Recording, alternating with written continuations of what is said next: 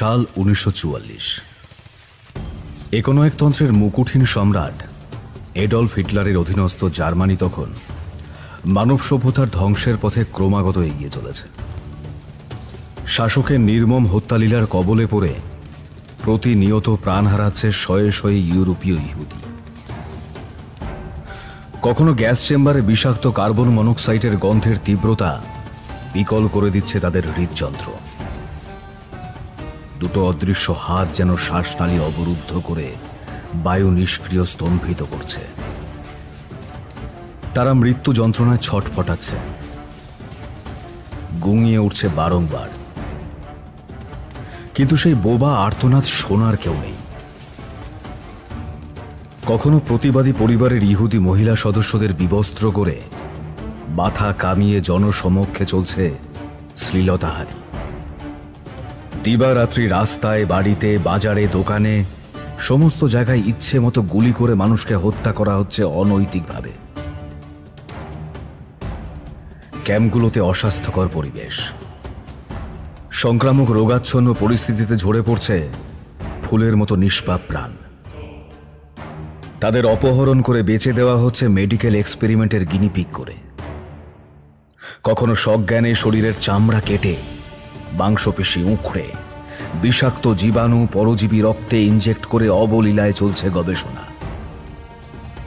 Holocaust এর নামে প্রতিনিয়ত গণহত্যা চলছে দেশ জুড়ে। মানব সভ্যতার উচ্চতর নমুনা খাঁটি আর্য রক্তের সম্প্রদায় গড়ে তুলতে উন্মুক্ত অধীশ্বর বাহিনীর আর্য রক্ত ও জিনবাহী সেনাদের জিনমাফিক পরীক্ষা করে সহবাসে পাঠাচ্ছেন ক্যাম্পে তুলে আনা মেয়েদের সাথে, যাতে পরবর্তী প্রজন্মে এক খাঁটি আর্যের জন্ম হয় তার দেশে। ঠিক এমন সময় অগাস্টের এক বর্ষণমুখর মধ্যরাত, আমস্টারডামের এক গুপ্ত অতিথিশালার বুকশেলফের আড়ালে নিঝুম অন্ধকারে একটা মোমবাতির আলোয় চুম্বনরত দুই বন্দী সত্তা, অ্যান ফ্র্যাঙ্ক ও পিটার ভান পেলস। হয়তো শেষবারের মতোই চোখ বুজে চেনা অসুখে বেমালুম ভুলতে পেরেছিল তারা। জাপটে জড়িয়ে ভালোবাসার শেষ হৃৎস্পন্দনটুকুর স্পর্শকাতরতার ছোঁয়া নিচ্ছিল দুজন, কিন্তু তারা জানত না তাদের জন্য ওপারে অপেক্ষা করছে এক নির্মম অভিসন্ধি। দূর থেকে সবটা নজর রাখছিল গেস্টাপো, অর্থাৎ শাসকের গুপ্তচর। বছরখানেক খোঁজার পর তারা সন্ধান পেয়েছে ফ্রাঙ্ক পরিবারের গুপ্ত ডেরার।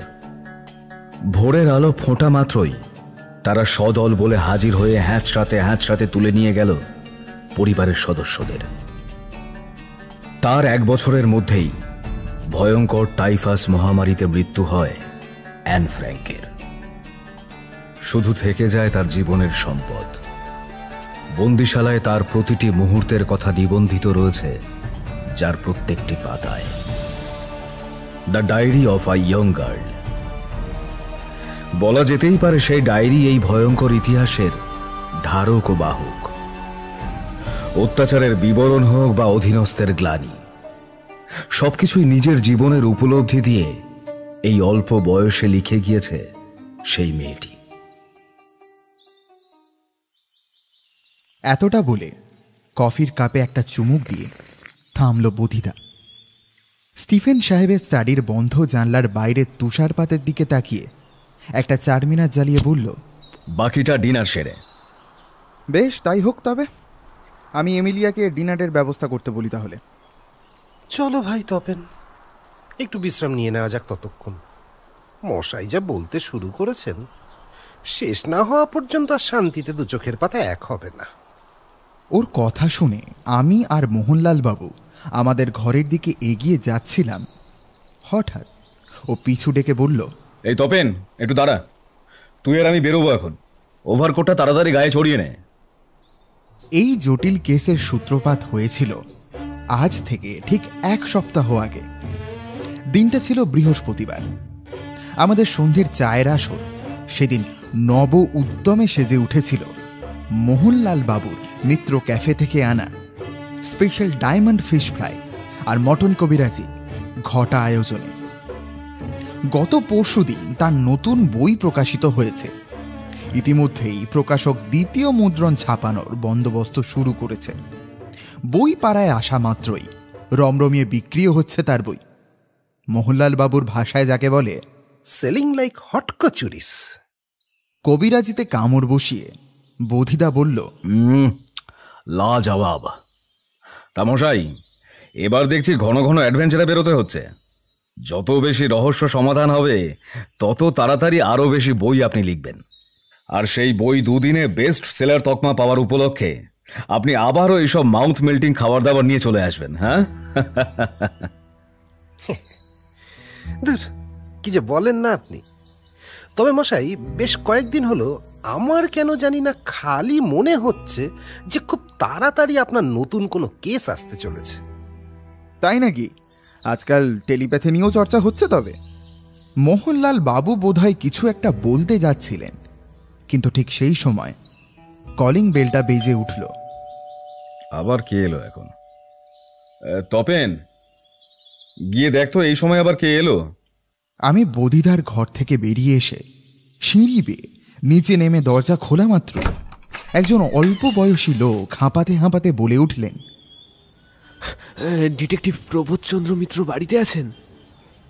রাস্তার উপর পার্ক করা একটা লাল রঙের গাড়ির ভেতর কাঁচ নামিয়ে বসে সদুত্তরের আশায় চেয়ে আছেন আমার দিকে। হ্যাঁ আছেন, কিন্তু আপনি, মানে আপনাকে তো ঠিক চিনলাম না। এইবার গাড়ি থেকে নেমে এলে সেই ব্যক্তি।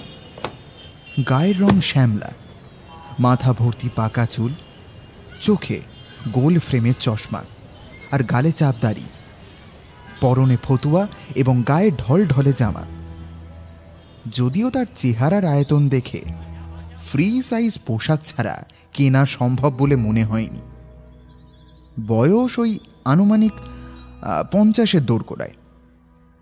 খুঁড়িয়ে খুঁড়িয়ে কোনো রকমে দরজার সামনে এসে তিনি বললেন, নমস্কার, আমি বিবেক রঞ্জন চৌধুরী। একটা বিপদে পড়ে বোধিবাবুর কাছে এসেছি, খুব আর্জেন্ট। যদি একটু ডেকে দিতেন ওনাকে, খুব উপকার হতো। আচ্ছা বেশ, আপনি ভিতরে এসে বসুন, আমি বোধিদাকে ডেকে দিচ্ছি। তাদের ভেতরে বসিয়ে বোধিদা আর মোহনলাল বাবুকে নিয়ে বসার ঘরে এলাম। নমস্কার, আমি প্রবোধচন্দ্র মিত্র। বলুন, আমি আপনাকে কিভাবে সাহায্য করতে পারি? প্রবোধবাবু, আমি বিবেক রঞ্জন চৌধুরী। আজ বিকালে আমার দাদাকে অপহরণ করে তুলে নিয়ে যাওয়া হয়েছে। জানি না কে বা কারা কাজটা করেছে, কিন্তু দাদাকে খুঁজে বের করতে আমি পুলিশ প্রশাসনের ওপর ভরসা রাখতে পারবো না। যা কিছু করার আপনি করুন, এটা আমার বিনীত অনুরোধ। লোকটা দাবি শুনে প্রথমে একটু অবাকই হয়েছিলাম। সাধারণত কিডন্যাপিং কেস কেউ প্রাইভেট ইনভেস্টিগেটরের হাতে দেয় না, আর তার উপর একজন বয়স্ক মানুষকে কেউ কিডন্যাপ করতে যাবেই বা কেন? কিসের লোভে? টাকা পয়সা গয়নাগাটি এসব তো নিছক ডাকাতি দিয়ে সারা যায়। তার জন্য এত ঘটা করে কিডন্যাপ করার কি প্রয়োজন ছিল? একটা চারমিনার ঠোঁটের ফাঁকে রেখে বোধিদা বলল, কিডন্যাপটা কিভাবে, কোথায়, কখন হলো একটু সবিস্তারে বলুন দেখি। আসলে কাল, স্থান, পাত্র না দেখলে তো মোটিভ খুঁজে পাবো না, আর ওটা না পেলে কিনারা করে উঠতে পারবো না। আমি বলছি মিস্টার মিত্তির, আমার দাদা পবিত্র মোহন চৌধুরী যাদবপুর বিশ্ববিদ্যালয়ের visiting professor, department of sociology. আজ বিকালে কলেজ থেকে বেরিয়ে ক্যাব বুক করে বাড়ি ফিরছিল। হঠাৎই এম বাইপাসের কাছে একটা পোস্টে গাড়িটা ব্রেক ফেল করে ধাক্কা মারে। খুব একটা স্পিড ছিল না, তাই রক্তারক্তিটা হয়নি, কিন্তু ধাক্কা লাগার সঙ্গে সঙ্গেই একটা গাড়ি এসে দাদাকে নাকে রুমাল চাপা দিয়ে অজ্ঞান করে নিয়ে বেরিয়ে যায়। সামনের সিগন্যালে সার্জেন্ট বাইক নিয়ে আটকানোর চেষ্টা করেছিল, কিন্তু কোনো লাভ হয়নি। তাকেও হাতে শুট করতে সে সেন্সলেস হয়ে রাস্তায় ছিটকে পড়ে। গাড়িটা ট্রেস করা যায়নি। সিসিটিভিতে যে নম্বর দেখা যাচ্ছে তাতে করে এটাই নিশ্চিত যে নম্বর প্লেটটা ভুয়ো। জানি না কেনই বা কেউ দাদাকে কিডন্যাপ করে নিয়ে যাবে, কিচ্ছু বুঝতে পারছি না। আপনি কিছু একটা করুন প্রবোধ বাবু। বোধিদা সিগারেটে একটা সুখ টান দিয়ে বলল, আপনার দাদা মানে পবিত্রবাবুর বাড়িতে আর কে কে আছেন? আছেন বলতে স্ত্রী মানে বৌদি বছর 7 আগে ডায়াবেটিসে মারা গেছেন। ওরা নিঃসন্তান। বাবা মা তো বহুকাল হলো নেই, আর আছি বলতে আমি, এই আমার ছেলে মনীষ আর এই আমার স্ত্রী সুরেখা। বেশ, এবার একটা কথা জানতে চাইব। পবিত্রবাবুর কি কর্মক্ষেত্রে কোনো প্রতিদ্বন্দ্বী ছিল, বা ধরুন কারুর সাথে কোনো রকম শত্রুতা? দেখুন মিস্টার মিটার, আগেও বিদেশে থাকতো, এই বছর 12 হলো ফিরেছে এখানে। যতটুকু আমি ওকে চিনি, ঝামেলা বিতর্ক এগুলো সারা জীবনই এড়িয়ে চলেছে। শান্তিপ্রিয় মানুষ, দিনরাত স্টাডি রুমে বইতে মুখ গুঁজে পড়ে থাকে, এই রিসার্চ পেপার, ওই থিসিস এইসব নিয়েই থাকে আর কি। ও আর হ্যাঁ, নিজের ছাত্রদের খুব ভালোবাসে। ওই ডিপার্টমেন্টের ছেলেদের প্রত্যেকজনের নারী নক্ষত্র ওর হাতের মুঠোয় ছিল।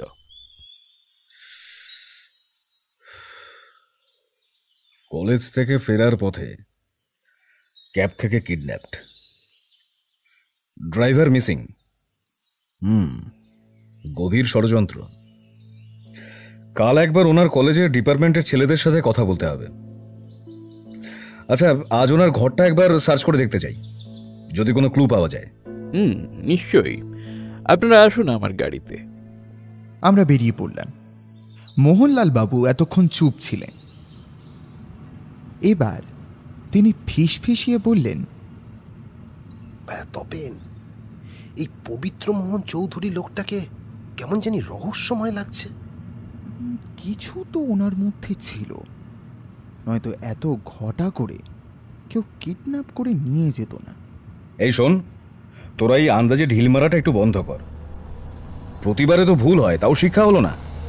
বোধিদা কথা শেষ করা মাত্রই গাড়িটা চৌধুরী বাড়ির গেটের সামনে এসে থামল। আমরা গাড়ি থেকে নেমে বাড়ির সদর দরজার দিকে এগিয়ে যাচ্ছি, হঠাৎ বিবেকবাবুর ছেলে মনীষ লেটার বাক্সটার দিকে উদ্দেশ্য করে বলে উঠল, বাবা, মনে হয় ওই প্যাথোলজি ল্যাব থেকে জেঠুর ব্লাড রিপোর্টটা দিয়ে গেছে। কথাটা শুনে বিবেকবাবু লেটার বক্স থেকে উঁকি দেওয়া খামের গোছাটা টেনে ছিঁড়ে বের করেন। ব্লাড সুগার এত ওঠানামা ওর আজ পর্যন্ত কখনো করেনি। এই কদিন ওর এত অস্থিরতা, হাই প্রেশার হয়ে যাচ্ছে যে বাধ্য হয়েই ব্লাড টেস্টটা করতে বললেন ডাক্তারবাবু।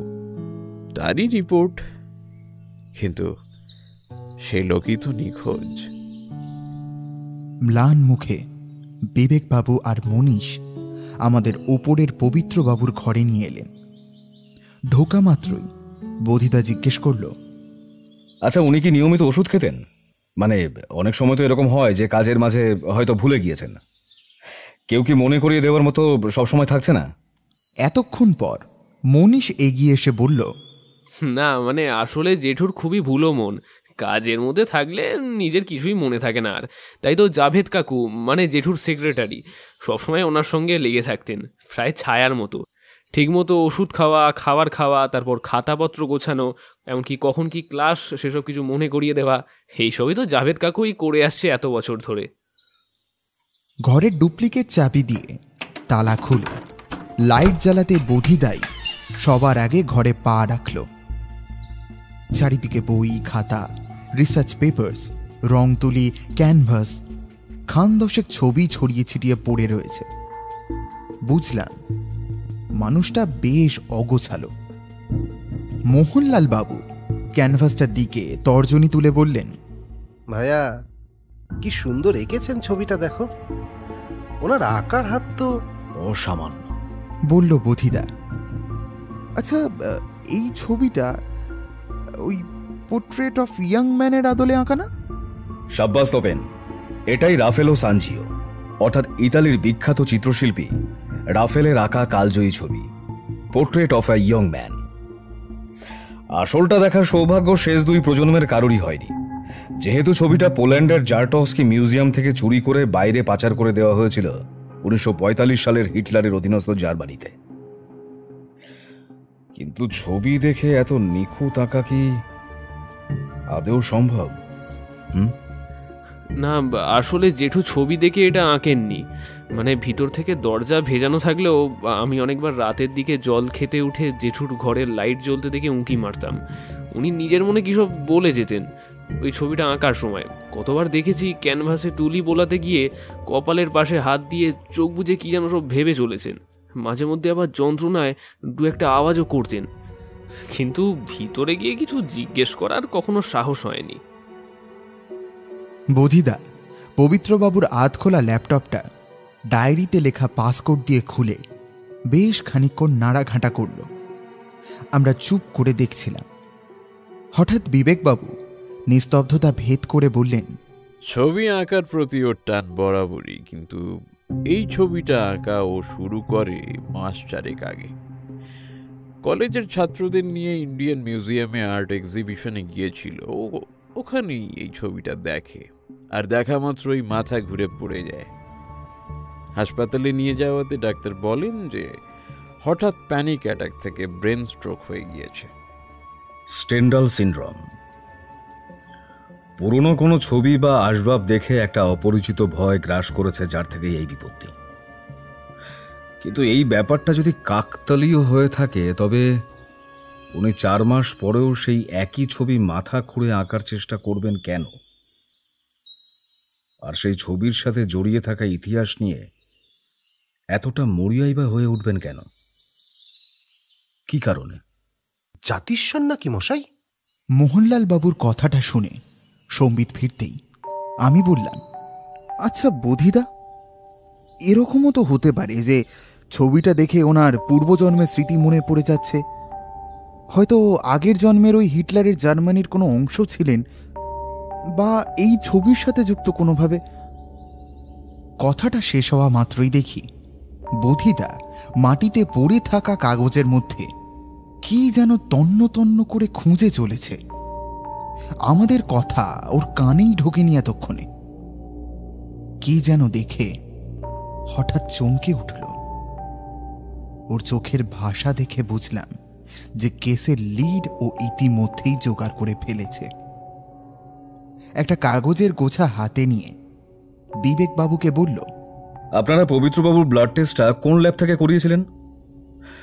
এক্ষুনি একবার ফোন করুন তো।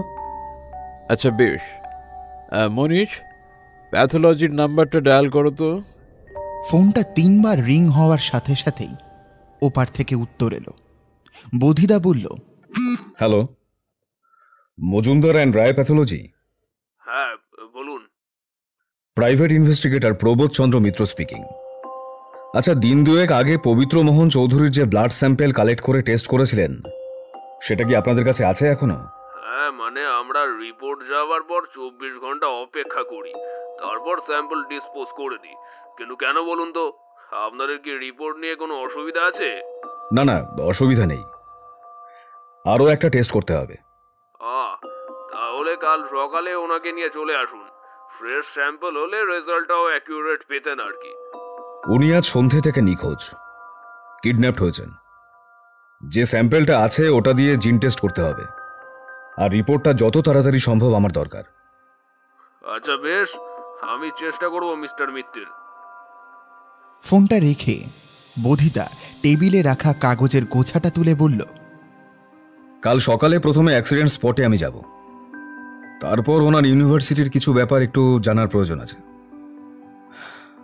আপাতত ওনার রিসার্চ পেপারসের কয়েকটা পাতা আমি নিয়ে যাচ্ছি। আচ্ছা বেশ।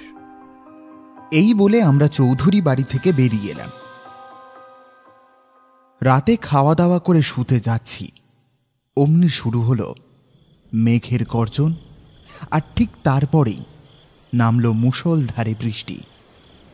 বোধিদা স্টাডিতে পবিত্রবাবুর রিসার্চ পেপারসগুলো নিয়ে নাড়াচাড়া করছে, এবং মাঝে মধ্যেই ওর ডায়েরিতে কী সব লিখছে আর কাটছে। একটা একটা করে সিগারেট ফুরোচ্ছে, আর ততই ওর চোখে সুস্পষ্ট হচ্ছে রহস্য উন্মোচনের জেদ। সময়ের সাথে ক্রমশই বেড়ে চলেছে ওর আত্মবিশ্বাসের পারদ। বইয়ের পাতাটা উল্টাতে উল্টাতে কখন যে চোখ লেগে এসেছিল খেয়াল করিনি। ঘুমটা ভাঙল বোধিদার ডাকে। তপেন, এই তপেন, তাড়াতাড়ি ওঠ, ফ্রেশ হয়ে রেডি হয়ে নে। ইন্সপেক্টর ঘোষ গাড়ি পাঠাচ্ছেন, অ্যাক্সিডেন্ট স্পটটা দেখতে যেতে হবে তো। ওর হুকুম শুনে আর বিছানায় গড়ানোর ইচ্ছে বা সাহস কোনোটাই হয়নি। অগত্যা উঠে পড়ে মিনিট 10 মধ্যে রেডি হয়ে ইন্সপেক্টর ঘোষের পাঠানো পুলিশের গাড়ি চড়ে রওনা দিলাম। তা মিত্তির মশাই, এবার তো দেখছি আপনি আমাদের ভাত মেরে দেবেন, হ্যাঁ? আরে ধুর, কি যে বলেন। ভিকটিমের বাড়ির লোক পুলিশে ভরসা করতে না পেরে একেবারে প্রাইভেট ইনভেস্টিগেটর, তাও প্রবোধ মিত্তির, হ্যাঁ? যাক গিয়ে, মশকরা অনেক হলো, এবার কাজের কথায় আসা যাক। প্রবোধবাবু, যা বুঝলাম কাল রাত থেকে, কোনো এক দলের একদিনের পরিকল্পনা এটা নয়, বেশ আটঘাট বেঁধে নেমেছে। ইন্সপেক্টর ঘোষের কথাটা শেষ করা মাত্রই গাড়িটা ইএম বাইপাসের সল্টলেকগামী ফ্লাইওভারটা নিচে এসে থামল। সেখান থেকে অ্যাক্সিডেন্ট স্পটটা ঠিক 10 হাত দূরে। ভেঙে দুবড়ে যাওয়া চূর্ণ বিচূর্ণ হওয়া গাড়িটা তখনও এক ধারে রাখা ছিল। তারই চারিদিকে অ্যাক্সিডেন্ট স্পট লেখা, পুলিশের টেপ দিয়ে ঘেরা। চত্বরটায় গত রাতের পর পুলিশি নিরাপত্তা 4 গুণ বাড়িয়ে দেওয়া হয়েছে। বোধিদা বলল, তার মানে ক্যাবটা সুবোধ মল্লিক রোডের দিক থেকে বাইপাসের রাস্তা ধরে সল্টলেকের দিকে আসছিল। আর ঠিক তখনই ওই 6 মাথার মোড়ের সিগন্যালটা ভেঙে পালিয়ে যাওয়ার চেষ্টা করে, এবং তাতে ট্রাফিক সার্জেন্ট তাড়া করাতে গুলি চালায় গাড়ি থেকে। আর তারপরে উল্টো দিকের ইউটার্ন ঘুরে একটা কালো রঙের স্করপিও এসে পবিত্রবাবুকে তুলে নিয়ে যায়, আর তার সাথে ড্রাইভারও উঠে পালায়। শুধু ট্রাফিক সার্জেন্টকে গুলি চালায়নি, একজন পথচারীকে চাকার তলায় পিষে দিয়েছে। কিন্তু অদ্ভুত ব্যাপার, সিসিটিভি ফুটেজে একবার ড্রাইভারের হাতের বন্দুকটা কোথাও দেখা যাচ্ছে না। এই দেখুন প্রবোধবাবু। এই বলে পকেট থেকে স্মার্টফোনটা বার করে সিসিটিভি ফুটেজটা চালিয়ে দিলেন ইন্সপেক্টর ঘোষ। ঠিক অতটাও স্পষ্টভাবে বোঝা না গেলেও এইটুকু বোঝা যাচ্ছে যে ক্যাব থেকে সার্জেন্টের দিকে গুলি করা হয়নি। সম্ভবত আশেপাশে পরিকল্পনা মাফিক হিটম্যান লুকিয়েছিল। ছকটা আগে থেকেই কষে রেখেছিল। মুখগুলো একেবারেই অস্পষ্ট। শুধু এটার উপর ভিত্তি করে কিডন্যাপারদের ধরা অসম্ভব, আরও কটা লিড চাই। বলেই অ্যাক্সিডেন্ট স্পটটার পিছন দিকে হাঁটা লাগালেন বোধিদা। কিন্তু প্রবোধবাবু, লিড তো আর পাওয়াই যাচ্ছে না। এমনকি পবিত্রবাবুর ব্যাগ, ফোন যা ছিল বলে দাবি করছেন ওনার বাড়ির লোকেরা, সবই তো মিসিং। কিছুই তো দেখতে পেলাম না, ফুটেজেও ঠিক বোঝা যাচ্ছে না। ওই গাড়ি থেকে ড্রাইভারের ফিঙ্গারপ্রিন্টস আর একটা সিগারেটের বাক্স ও ম্যাচেস বক্স, ব্যাস অতটাই, কোনো ক্লুই আর নেই। সিগন্যালের পিছনে দ্বিতীয় থামের সামনে এসে ঝুঁকে পড়ে বোধিদা। মাটির উপর কি যেন একটা দেখতে পেয়েছে ও। আচমকাই বলল, আরে এখানে ক্লু আর লিড দুটোই চোখের সামনে ভাসছিল, একটু খুঁজে নিলেই হতো। যান, এভিডেন্স পাউচ আর ফরসেপস নিয়ে আসুন। আসামি গতকাল বিকেল থেকে অপেক্ষা করতে করতে বেশ কয়েকটা সিগারেট শেষ করে ফেলেছে। বোঝাই যাচ্ছে চেন স্মোকার। এই সিগারেটের ফিল্টারগুলোর উপর স্যালাইভা ডিএনএ টেস্ট করতে পাঠান। হিটম্যান ধরা পড়লে স্ট্রং এভিডেন্স হিসেবে কাজে আসবে। এখান থেকে গুলি চালানো হয়েছিল গতকাল। আমি এবং ইন্সপেক্টর ঘোষ দুজনেই হতভম্ব হয়ে ওর দিকে তাকিয়েছিলাম। আপনাকে যত দেখি ততই অবাক হই। উঠে দাঁড়িয়ে হাতের ধুলো ঝেড়ে নিয়ে ও বলল, আর অবাক হয়ে কাজ নেই, চলুন ব্রেকফাস্ট করে একবার ওনার কলেজ থেকে ঘুরে আসি। স্টুডেন্টসদের বক্তব্যটা জানা খুব দরকার। আফটার অল ওরাই গতকাল শেষ দেখেছিল ওনাকে। বাড়ি ফিরে জলখাবার খেয়ে মোহনলাল বাবুকে সাথে নিয়ে বেরিয়ে পড়লাম যাদবপুর বিশ্ববিদ্যালয়ের উদ্দেশ্যে। বোধিদার তদন্ত প্রক্রিয়া যাতে নির্ঝঞ্ঝাটে এগিয়ে যেতে পারে সেই ব্যবস্থা আগে থেকেই করে রেখেছিলেন ইন্সপেক্টর ঘোষ। কলেজ অডিটোরিয়ামে ইন্টারোগেশন সেলের ব্যবস্থা করা হয়েছিল। পবিত্র বাবুর ছাত্রদের একে একে ডেকে আনা হচ্ছিল। বিভিন্ন রকমভাবে জিজ্ঞাসাবাদ করেও কোনো লাভ হলো না। কেউই ওনার ব্যক্তিগত জীবন সম্বন্ধে অবগত নয়। কিন্তু খেলার মোড় ঘুরল ঠিক সেই মুহূর্তে। শেষ জনকে ডাকা হলো। আমি আর মোহনলাল বাবু প্রায় হাল ছেড়ে দিয়েছিলাম। মোহনলাল বাবু চায়ের কাপে চুমুক দিতে দিতে বললেন, ভাইয়া, এখান থেকে আর কিছু ক্লু আসবে বলে তো মনে হয় না। পোলাপানের দল যদি কিছু জেনেও থাকে, সেটা গোয়েন্দা পুলিশ এদের জানাতে চাইবে না, পাছে কোনো ঝামেলায় জড়িয়ে যায়। তা অবশ্য ঠিকই বলেছেন, কিন্তু খটকাটা অন্য জায়গায়। একজন জলজান্ত মানুষ হঠাৎ যেন উবে গেল। ক্যাবটা ভুয়ো, কিন্তু কেউ না কেউ তো ডেকেছিল তাকে। ওনার ফোনের লোকেশন ট্যাপ করা যাচ্ছে না। কিন্তু বোধিদা যদি এই এলাকা থেকে অ্যাক্সিডেন্ট স্পটের সমস্ত সিসিটিভি ফুটেজ চেক করা হয় তবে তো কিন্তু যে বা যারা এত ঝক কষে মাঠে নেমেছে তারা আর যাই হোক এত সহজে প্রমাণ ছেড়ে যাবে না। এখনকার প্রযুক্তিতে ফুটেজ থেকে ফেস ডিটেকশন করে আসামিকে ধরা কোনো বড় ব্যাপার নয়। তাই মনে হয় ওই পথে হাঁটা ঠিক হবে না। আসবো স্যার? দরজা দুই পাল্লার মাঝখান থেকে মুখ বের করে বলে ওঠে এক অল্প বয়সী ছেলে। ছেলেটা হন্তদন্ত হয়ে ভিতরে এসে চেয়ারটা বসেই বলে ওঠে, স্যার, আমি না এতক্ষণ কাউকে কিছু বলার সাহস করে উঠতে পারিনি। পুলিশকে বললেও বিশ্বাস করবে না, কিন্তু আমি আপনার ব্যাপারে বইতে অনেক পড়েছি, শুনেছি, তাই একমাত্র আপনাকেই ভরসা করে বলতে এসেছি আমি। আচ্ছা বেশ, নির্দ্বিধায় বলতে পারো। তোমার নামই তো রণজয়? হ্যাঁ হ্যাঁ, মানে আমি রণজয় সেনগুপ্ত। আমি স্যারের সবচেয়ে কাছের ছাত্র ছিলাম। এমন অনেক কিছুই স্যার আমার সাথে শেয়ার করতেন যা তার বাড়ির লোক পর্যন্ত জানতো না।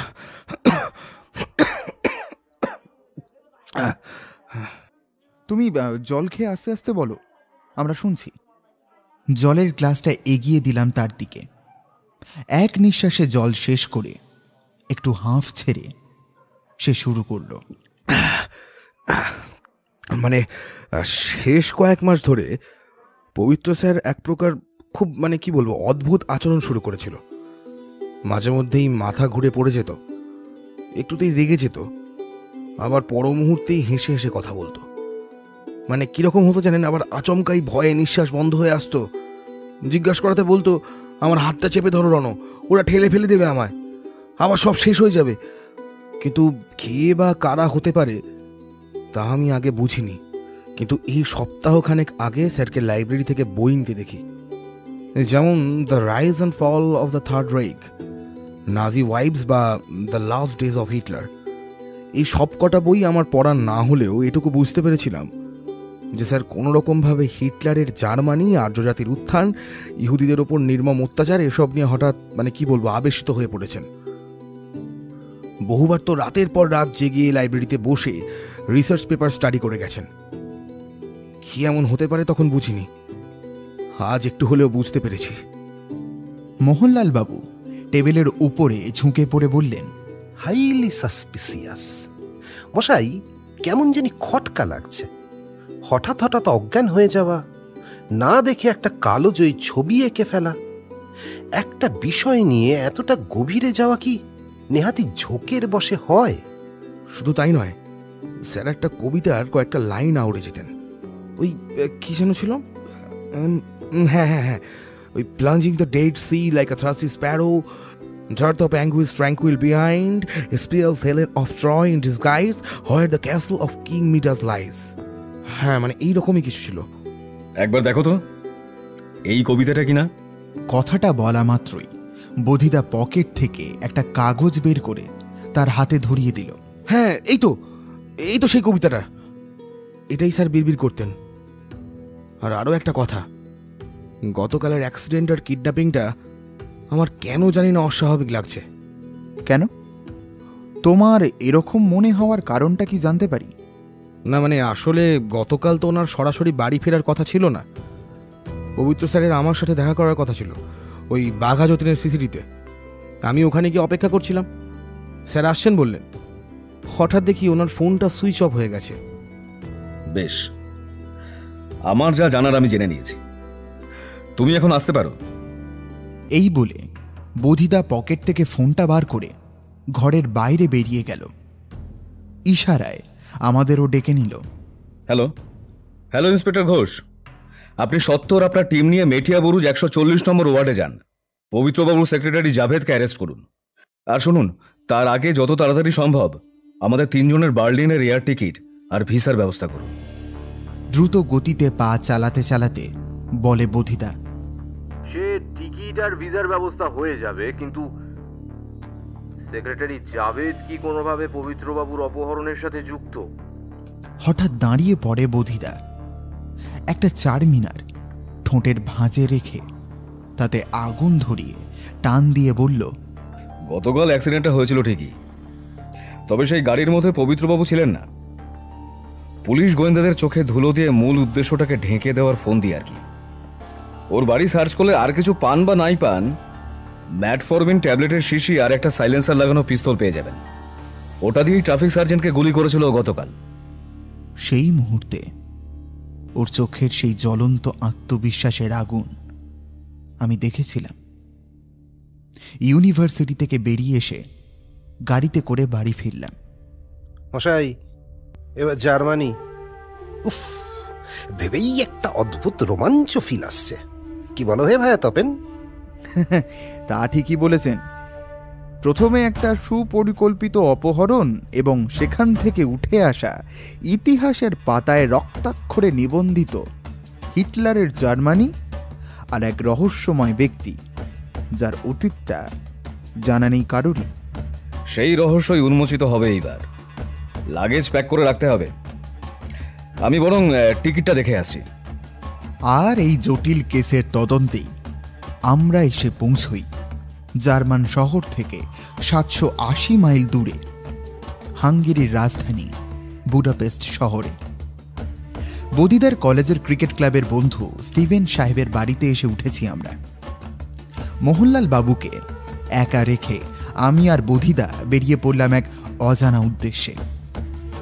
গাড়িতে ওঠা মাত্রই বোধিদাকে জিজ্ঞেস করলাম, আচ্ছা বোধিদা, আমরা এখন ঠিক কোথায় যাচ্ছি?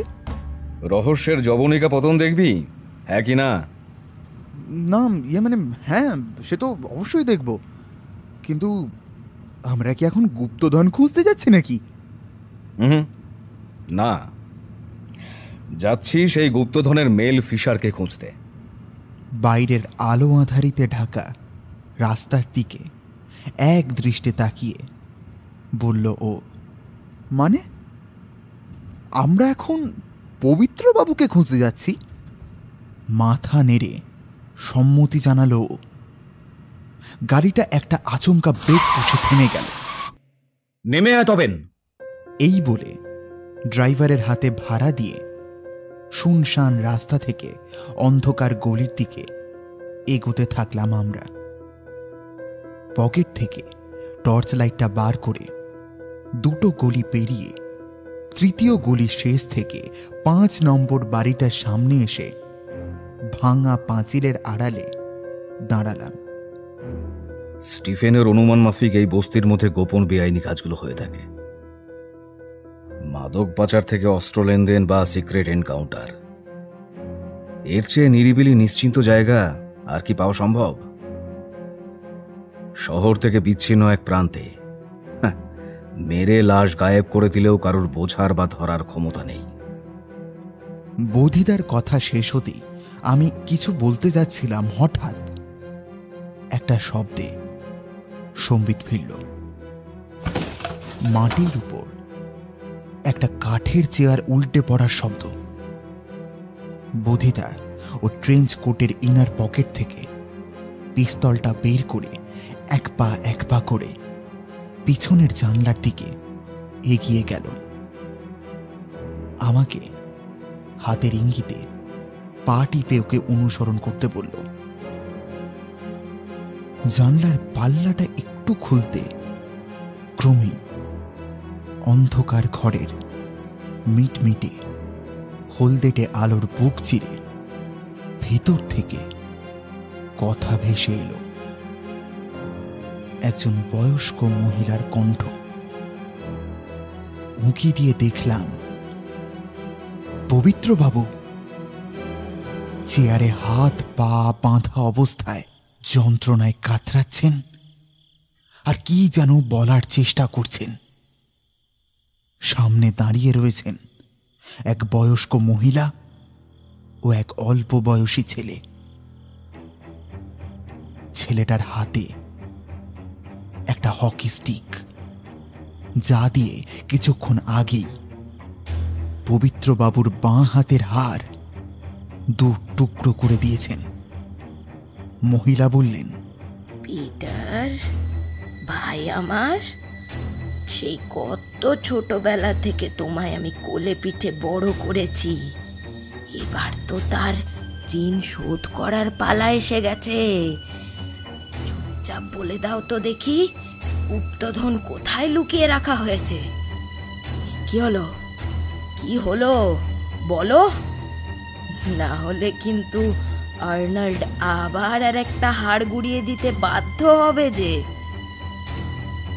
পবিত্রবাবু যন্ত্রণার মধ্যেও দাঁতে দাঁত চেপে বলে উঠলেন, কেন বলবো তোমাদের, ওই গুপ্তধন তোমাদের প্রাপ্তি নয়। নিরীহ মানুষদের থেকে নির্মম অত্যাচার করে ছিনিয়ে নেওয়া মণিমাণিক্যতে তোমার বা তোমার পরিবারের কোনো অধিকার নেই। আমি বাঁচি কি মরি তাতে কিছু এসে যায় না, হেলেনা, কিছু এসে যায় না। পাশের ছেলেটি আবারও হাতের অস্ত্র তুলে পবিত্রবাবুকে মারতে যাবে, ঠিক সেই সময় চোখের নিমেষে বধিতা তার পায়ে বন্দুক তাক করে পরপর দুটো গুলি চালালো। একই সাথে দুটো পায়ে গুলিবিদ্ধ হয়। যন্ত্রণায় কাতরাতে থাকে সে। মহিলা থতমত খেয়ে গুলির আওয়াজের উৎস খোঁজার চেষ্টা করে। বধিতা বলল, চলে আয় তপেন, সামনের দরজা ভেঙে ঢুকতে হবে আমাদের, যাতে পালাতে না পারে। ওর পায়ের এক লাথিতে দরজা দু ভাগ হয়ে ছিটকে পড়ল। হ্যান্ডস আপ, একদম পালানোর চেষ্টা করবেন না। মহিলার দিকে বন্দুক তাক করে বলে ওঠে ও।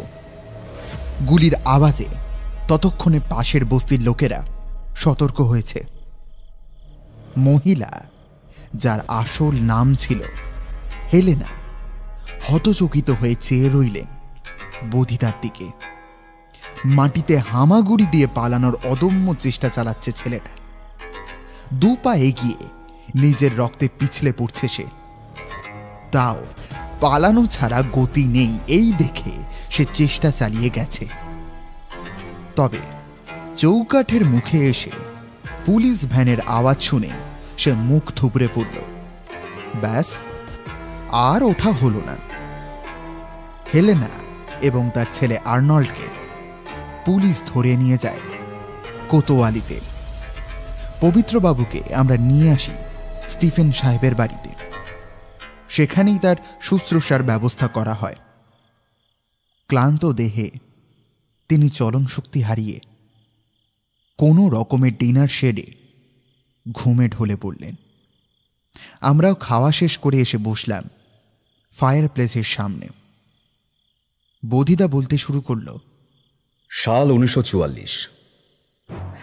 দ্বিতীয় বিশ্বযুদ্ধের অন্তিম পর্যায়ে এসে সোভিয়েতের সৈন্যবাহিনীর কাছে পরাস্ত হতে শুরু করল জার্মান। হিটলারের স্বৈরতন্ত্র শাসনের বিরুদ্ধে রুখে দাঁড়ানো শক্তি ক্রমশ প্রবল হয়ে উঠছে। অবচেতনে মৃত্যু ঘণ্টা শুনতে পাচ্ছিল হত্যালীলার উন্মুক্ত নির্দয় শাসক। শেষ রক্ষার আশায় হাঙ্গেরি আক্রমণ করে পূর্ণ দখল নেয় এডলফ হিটলার। দুই সরকারের একান্ত সহযোগিতায় আবারও শুরু হয় ইহুদিদের উপর নির্যাতন। হলোকাস্ট, জেনোসাইড, গ্যাস চেম্বারের মতো এবার শুরু হলো বেঁচে থাকার শেষ সম্বল কেড়ে নেওয়ার পালা। হিরে জহরত গহনা অম্বর বহুমূল্য ভাস্কর্য ছবি, যার মধ্যে ছিল র্যাফেলের সেই বিখ্যাত painting portrait of a young man.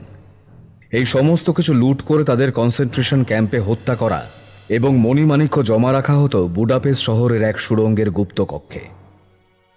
44-এর শেষের দিকে মার্কিন যুক্তরাষ্ট্র ও ব্রিটিশ সেনাবাহিনীর গোলাবর্ষণ ও বিস্ফোরণ বুডাপেস্ট শহরকে ক্রমশ জার্মানদের জন্য ঝুঁকিপূর্ণ করে তুলেছিল। তারপর ছিল সোভিয়েত সেনাবাহিনীর আক্রমণ। সেই মণিমাণিক্য সহ যাবতীয় লুট করা সম্পদ অরপার টোরির তত্ত্বাবধানে শহরের বাইরে পাচার করে দেওয়ার নির্দেশ আসে হিটলারের পক্ষ থেকে। তার পরিকল্পনা মাফিক 46 কামরাযুক্ত এক মালবাহী গাড়িতে সমস্ত লুট করা সম্পদ তুলে দেওয়া হয়। 200 জন বন্দুকধারী পাহারাদারের নজরদারিতে রওনা হয় সেই মালবাহী গাড়ি। প্রাথমিকভাবে তার যাত্রাপথ ছিল হাঙ্গেরি থেকে অস্ট্রিয়া এবং সেখান থেকে জার্মানি। পরিস্থিতি হাতের নাগালে আসা মাত্রই ট্রেনটিকে ফিরিয়ে আনা হয় জার্মানিতে, এমনটাই পরিকল্পনা ছিল। বড়দিনের দিন চারেক আগে শুরু হলো যাত্রা। সেই ট্রেনে সপরিবারে উপস্থিত ছিল অরপার টোডি। শহরের স্টেশনে ট্রেন থামিয়ে নাগরিকদের থেকে দিবালোকে চলত ডাকাতি এবং অর্থলুট। যাত্রা শুরু হওয়ার 92 দিন পর অস্ট্রিয়ার বর্ডারে সেই লুট হওয়া সম্পত্তির গণনা করে যা দেখা গিয়েছিল তাতে এটুকু বলাই যায় যে তার বর্তমান মূল্য দাঁড়ায় $2 লক্ষ কোটি। তারপর 45-এর মাঝামাঝি আবার শুরু হয় যাত্রা। কিন্তু ততদিনে অরপার টোডির মনে হতে শুরু করেছে যে সোভিয়েতের সেনাবাহিনী তাকে এবং ট্রেনটির খোঁজে তল্লাশি শুরু করেছে। ধরা পড়লে পরিবারের সবার প্রাণ সংশয়। তাই এপ্রিলের গোড়ার দিকে ট্রেন ছেড়ে সুইজারল্যান্ডে পালিয়ে গিয়েছিল সে। সাথে ছিল স্ত্রী, 2 কন্যা এবং ছেলে পিটার টোডি, যার জন্ম হয় কনসেন্ট্রেশন ক্যাম্পের এক ধুলো মাখা স্যাঁতস্যাঁতে ড্যাম চটা ছোট কুঠুরিতে। মা ছিলেন ইহুদি এবং বাবা আর্য রক্ত ও জিনবাহী সৈনিক। সেই 7.5 বছরের বাচ্চা ছেলেটির আজকের নাম পবিত্র মোহন চৌধুরী। এক মিনিট। আর সেই জন্যই তুমি প্যাথোলজি ল্যাবে ওনার ব্লাড স্যাম্পেলটার জিন টেস্ট করতে দিলে, তাই তো? শাবাশ তপেন। গত পরশু রাতে সেই রিপোর্ট আসে আমার কাছে। প্রাথমিকভাবে বোঝা যাচ্ছিল না। রিপোর্টটা বিশেষজ্ঞদের দিয়ে জেনেটিক সিকোয়েন্স চেক করাতে ধরা পড়ল যে আমার অনুমানই ঠিক। কি বলেন মশাই? পবিত্রবাবু আর্য জাতির সদস্য? বিস্ময়ে হতবাক হয়ে বলে ওঠে মোহনলাল বাবু। আমি আর উত্তেজনা চেপে না রাখতে পেরে বললাম, আচ্ছা বধিদা, তাহলে পবিত্রবাবু এই দেশে এলেন কিভাবে? মানে ওনার তো টোডির সাথে সুইজারল্যান্ড পালিয়ে যাওয়ার কথা। আর ওই ট্রেনটারই বা কি হলো? না রে তপেন, ট্রেনটা তার গন্তব্যে পৌঁছয়নি। তার আগেই মার্কিন সৈনিকদের হাতে ধরা পড়ে যায় সে। সেই বিপুল অর্থভাণ্ডারের অধিকাংশটাই আমেরিকার সরকার অনৈতিকভাবে কেড়ে নেয়। আর সেই বিপুল মণিমাণিক্য আর এই অর্থভাণ্ডার আমেরিকার রাস্তায় নিলাম করা হয়েছে। সরকারি অধ্যক্ষ এবং এজেন্টরা চুরি করে নিজেদের কাছে রেখে দিয়েছিল। এ তো একেবারে চুরির উপর বাটপাড়ি মশাই। কিন্তু পবিত্রবাবু মানে ওই 7 বছরের পিটার টোডির কি হলো? মাতৃপিতৃ স্নেহহারা, পরের সংসারে অবহেলিত হয়ে এক কোণে পড়ে থাকা পিটার টোডি স্বাধীনভাবে বাঁচতে চেয়েছিল। সে ছিল পরিস্থিতির শিকার হওয়া এক কাঠপুতুল, যার সুতোটা ধরেছিল অ্যাডলফ হিটলার এবং তার একনায়কতন্ত্র। তার জন্মটা অবধি স্বার্থ চরিতার্থের উদ্দেশ্যে হয়েছে। আমার অনুমান যদি ঠিক হয়ে থাকে তবে সেদিন কোনোভাবে পবিত্রবাবু ট্রেন থেকে পালিয়ে যান অথবা টোডি পরিবারের কাছ থেকে কোনোভাবে আত্মগোপন করেন। আমি লুকিয়েছিলাম সেই চেম্বারটাতে, যেটায় রাফেলের সেই বিখ্যাত পেন্টিং রাখা ছিল, যার সূত্র ধরে আপনারা আমার কাছে আসতে পারলেন। ওটার ভিতরে লুকিয়েছিলাম। মার্কিন সৈন্যবাহিনী আমাকে দেখতে পেয়ে চলন্ত ট্রেন থেকে ফেলে দিয়েছিল। আমি থামিনি, পিছু নিয়েছিলাম শেষ পর্যন্ত। আর সেই জন্যই মাস 4 আগে ইন্ডিয়ান মিউজিয়ামে ওই ছবি দেখে জ্ঞান হারানোর পর থেকেই আমি ছেলেবেলার সেই হারিয়ে যাওয়া স্মৃতিগুলোকে একটু একটু করে ফিরে পেতে শুরু করি।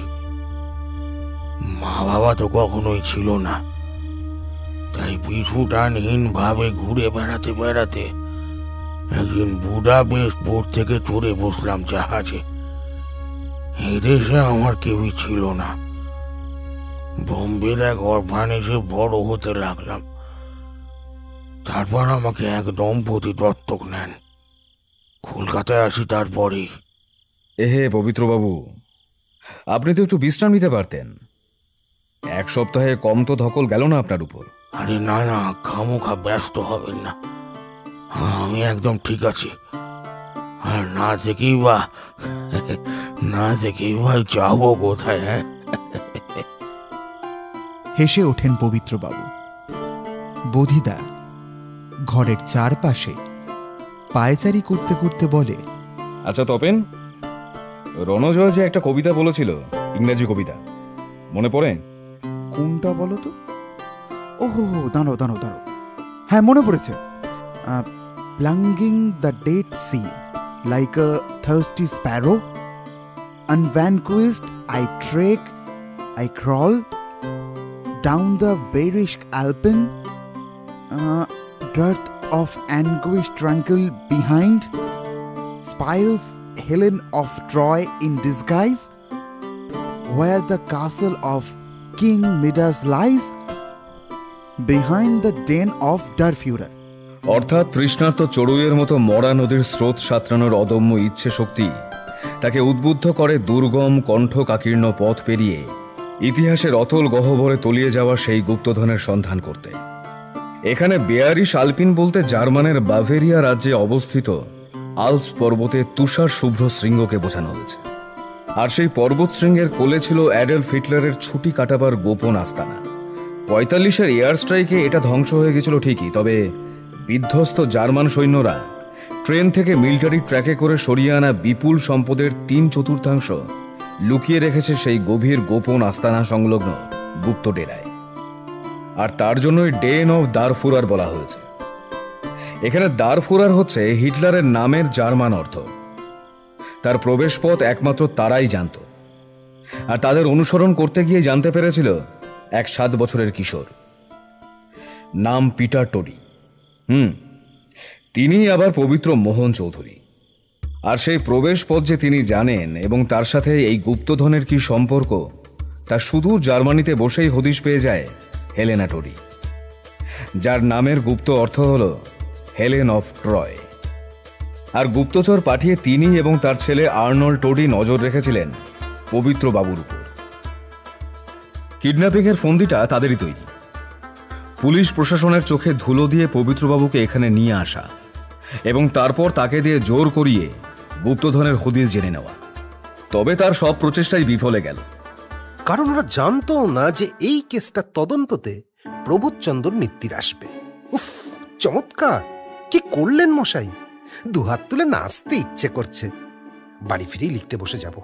আবার বেস্টসেলার আসতে চলেছে না? ব্রাভো মিস্টার মিত্র, ব্রাভো। আমি বাগরুদ্ধ। কখনো ভাবতে পারিনি আমার হেয়ালির বসে লিখে ফেলা কবিতার মধ্যে গুপ্তধনের ক্লু কেউ ধরে ফেলবে, আর সেই সূত্র ধরে সুদূর জার্মানিতে আমাকে বাঁচাতে চলে আসবে। আজ বলতে দ্বিধা নেই, মগজ আস্ত হচ্ছে শক্তিশালী আস্ত আর হয় না। এই বলেই বোধিদার পিঠ চাপড়ে দিল পবিত্রবাবু। আমি বললাম, তাহলে বোধিদা, কেস সলভড।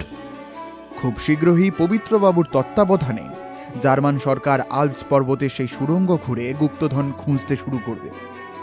আমরা কি সেটা দেখে যেতে পারি না একবার? দেখি আর 1-2 দিনের ব্যাপার ভায়া, মাস 4-5 ব্যাপার। আমি দিন কয়েকের বিরতি নিয়ে দেশে যাব মাঝখানে। নিজের সংসার নেই ঠিকই, কিন্তু ভাইপো, বউ দিদি আর ভাইরা আমার অপেক্ষায় আছে। তখন চলে এসো আমার সাথে। বেশ, তাই হোক। কি মোহনলাল বাবু, সোনার বিস্কুট, রঙিন অশ্বর, হিরে জহরত সচক্ষে একটিবার হবে নাকি? উস্কে দিলাম মোহনলাল বাবুকে। হ্যাঁ, মশাই, আপনি কি বলেন? মানে 3 মাস্কেটিয়ার্সের 2 জন আসবে আর 1 জন বাদ? কেমন একটা আর কি।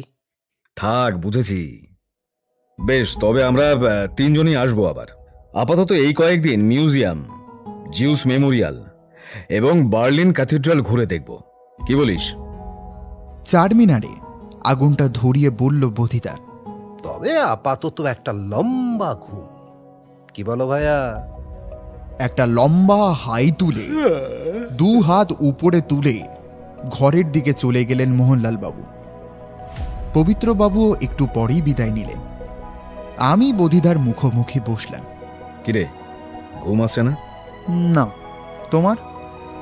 প্রশ্নটার কোনো সদুত্তর না দিয়ে ও সিঁড়ি বেয়ে কার্নিশে উঠে গিয়ে ইশারায় আমাকে ডাকল। আমি একটু অবাক হলাম। গুপ্তধন পর্বের পর এত রাতে আবার হিটলারের ভূত ট্রুতের সাথে আলাপ করাবে নাকি ও? ওর পাশে এসে দাঁড়িয়ে বললাম, এখানে কি আছে গোপতিদা? কার্নিশের ওপরের জানলার পর্দাটা সরিয়ে দেওয়া মাত্রই এক মুহূর্তের জন্য চমকে উঠলাম। দ্যানুব নদীর উপকূলে একটি ঝুলন্ত সেতু, সোনালি আলোয় আলোকিত সেই ইমারতের প্রতিচ্ছবি। নদীর জলে এক ভয়ঙ্কর সুন্দর দৃশ্যের উদ্ভাবনা করেছে। কিছুক্ষণের জন্য যেন স্বপ্ন রাজ্যে হারিয়ে গিয়েছিলাম। বোধিদার ডাকে সম্বিত ফিরতে বললাম, বুদাপেস্ট চেন ব্রিজ। আসল গুপ্তধন।